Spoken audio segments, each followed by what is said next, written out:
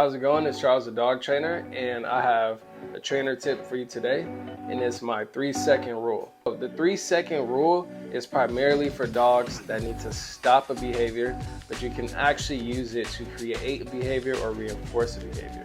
So what is the 3-second rule?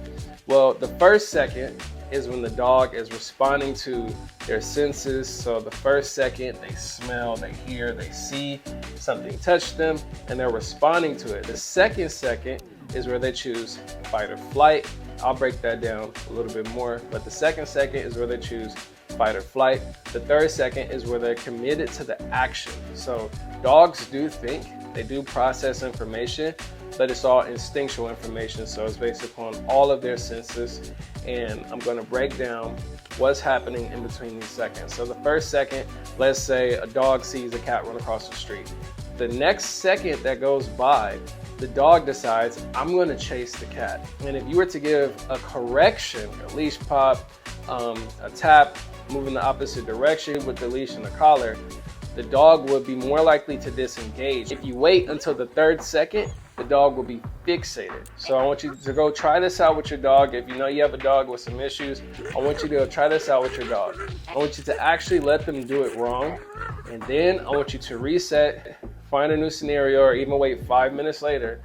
And I want you to do it the right way. I want you to see it the wrong way. I want you to see it the right way, like a science experiment.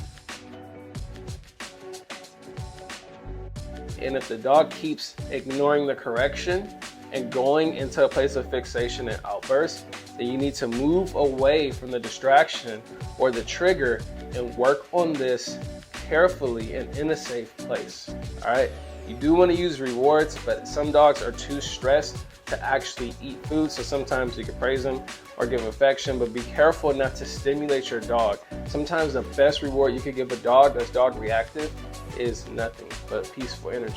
Just a release. Don't touch them, don't praise them, don't do anything, because they need to focus on the moment where you and the dog are at peace. They can't force the other dog to walk across the street. They have to focus on their relationship with you. So once again, the first second, observation. Second second, they decide whether I want to fight or run away.